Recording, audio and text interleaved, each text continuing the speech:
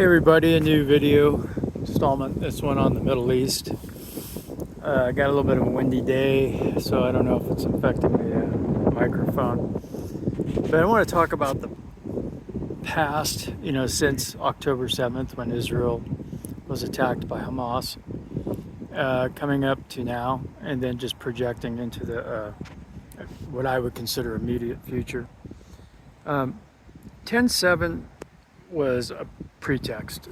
Israel knew that that was going to occur, okay? There's no way that they didn't. They have one of the best intelligence operations and services in the world.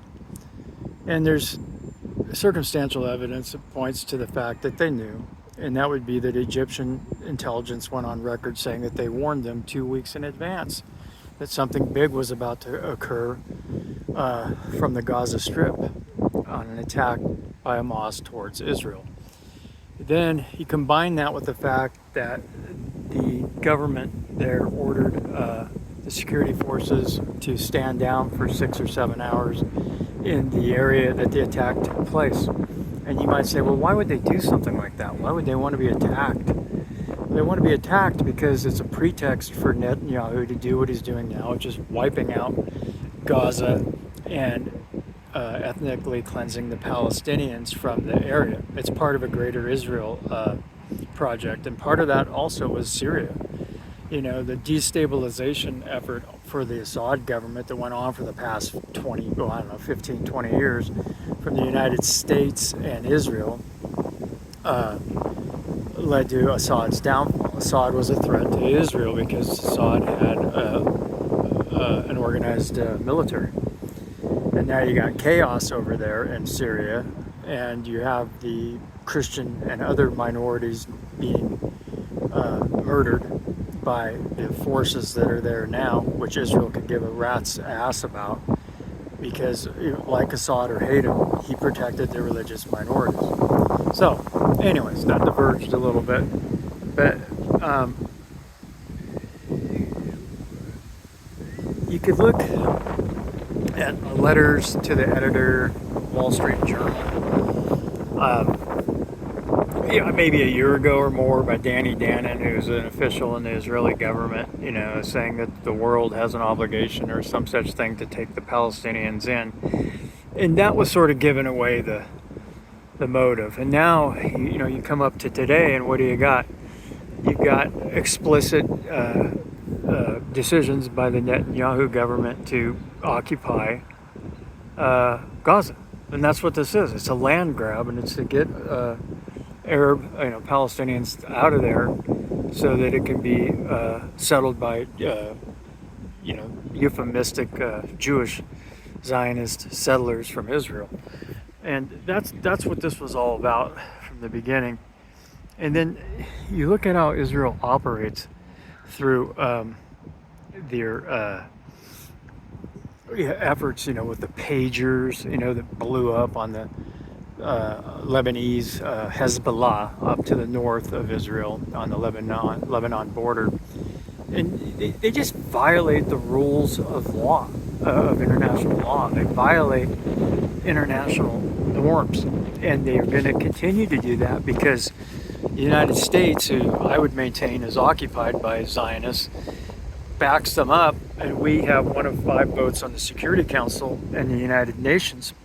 So whenever the world wants to condemn Israel, we just stop it because we have that power on the Security Council.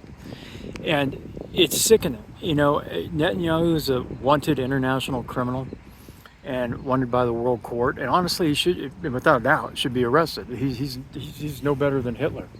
And everybody knows what Hitler did, to the Jews. And then for the for the Zionists in Israel to go turn around and do this kind of stuff is just, sort of heartbreaking and sickening. But there's a lot of things people don't know. They don't know about, the power that the American Israeli Political Affairs Committee has over the United States government. They've bribed all our, most all of our politicians on both sides of the aisle, Democrat and Republican, to go along with whatever they want. That's why we keep giving them baseline $3.8 billion per year that's baked into the budget before our budget is even formulated, plus all the one-time grants of arms and money.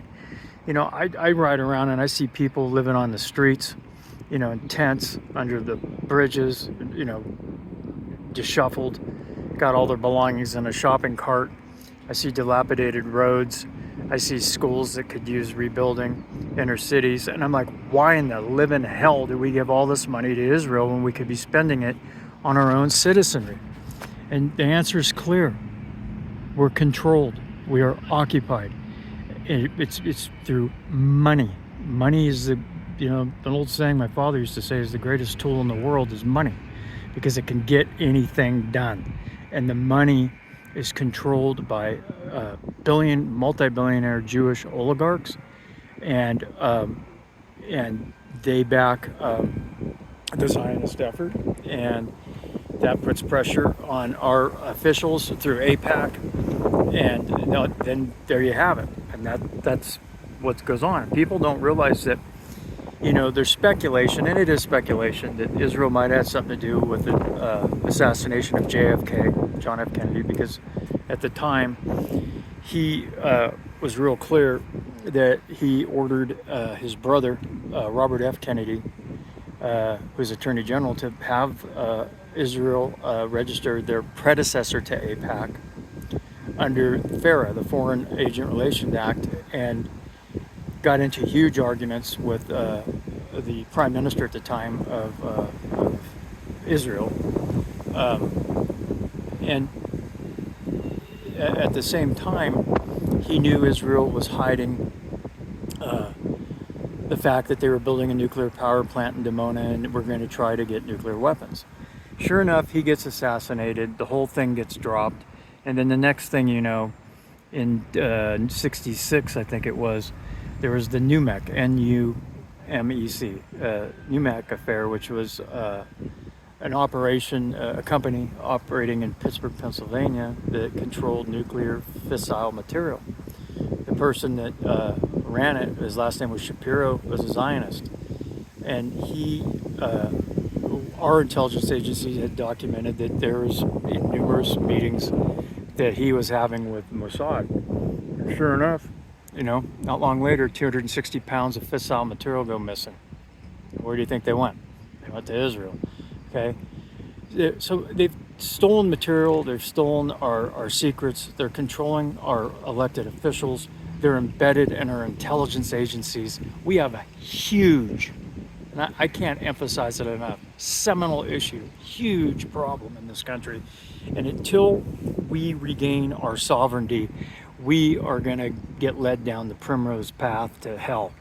And we better think about this, because there's no doubt in my mind that Iran is still on the agenda right now for Netanyahu. He wants regime change. It wasn't about the nuclear facilities. That there's no evidence, none, that Iran had nuclear weapons or even developing them. It's not the point. The point is they want to topple that theocracy in Iran so that they can go ahead and have absolute 100% hegemony over the region and have a greater Israel. That's all this is about. And I would also say that when you look also at the costs, the financial costs that aren't seen, even if somebody looks, like our fleet, Navy fleet deployments over to the Mideast, that cost a hell of a lot of money. And we're paying for that. And why are we doing it? Because when Iran was lobbing back ballistic missiles at Israel, we were trying to help intercept them from Navy-based ships and also from our airborne assets from the carriers, as well as having missile batteries on the ground in in Israel, in addition to the ones the Israelis had anyways, which we pay for and we gave them. So I don't know how anybody can look at that. 1967, the USS Liberty was attacked. That was during the, I think it was the 7-Day War with, Egypt.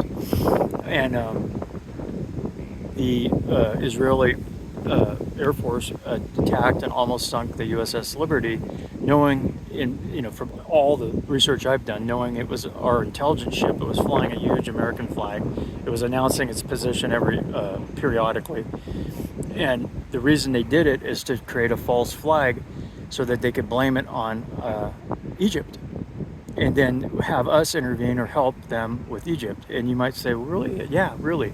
The planes that attacked didn't, I believe, didn't have the Star of David markings. They were trying to do this to make it look like Egypt attacked. And then our president at the time, a horrible human being, Lyndon Baines Johnson, LBJ, who, if you dig into it, is part Jewish. He wanted that ship to be sunk. He called back our seventh, I think it was the 6th or 7th Fleet fighter jets from the aircraft carriers stationed in the Mediterranean, but further away, to come back, and when they came in to help rescue the Liberty and fend off the attackers. So it's always what you don't know. It's like I say, it's always look here, don't look there, and that's something that people need to start to see. People have to figure out what's going on, and I fear that, and it's not a subject for today's video, with the economic collapse that's coming. When people start to hurt in this country, that's when they'll turn to all this stuff, and they'll say, why? Why didn't we help ourselves? Why didn't we do this? Right now, I think times are still good enough that nobody's really looking at it, and nobody's bombing America. So that's just not an issue on most people's minds. The last thing I'd say is, I saw news today on Alex Jones' podcast, InfoWars, and I think he had Candace Owens on, and there was a revelation that, or at least I read this on Twitter, X, whatever, that Mark Levin, who's part, Mr. Zionist of all Zionists, every day he's talking about, Israel, basically, is part of Trump's advisory committee, I think, or something like that, on DHS, but that he was instrumental, or at least knew of, that recent revelation that DHS was going to condition disaster relief for American citizens, hurricanes, earthquakes, whatever, flooding, on whether or not the municipalities or the local governments or the state governments supported Israel. That's effing insane. And then, it caused such an uproar that DHS backed off of it. Okay, but they didn't, because if you look at what they said in their statement, they're still going to enforce anti-discrimination laws, including BDS. What's BDS? That's boycotting Israel or Israeli companies because of their policies. Okay, so we got a real problem in this country, and everything I'm saying in this video is my opinion. So you can take it as that, but it's a problem, and I don't know how this resolves, but if you want my opinion, Netanyahu will go. Phase 2 of this Iran war will happen in the next month, maybe even this month, or definitely by fall, because they want to get rid of the Iranian mullahs and government. And it's going to drag us into what I fear is a regional war, because you got Turkey with the biggest army in that area, maybe even the biggest army in Europe too. And if they get involved, and Erdogan finally does something instead of just talk, and then you have Egypt, the populists are going to really put pressure on their governments that are bought out by the United States to buy the peace for Israel to do something, or those governments are going to get toppled. So we're in some dangerous times, and it's going to get worse before it gets better. And I just want to make sure that our leaders are intelligent and don't get us into a regional war that could lead to a world war because of Russia's relationship with Iran and China's dependence on oil from Iran. Anyways, that's today's video. Food for thought. Take care all.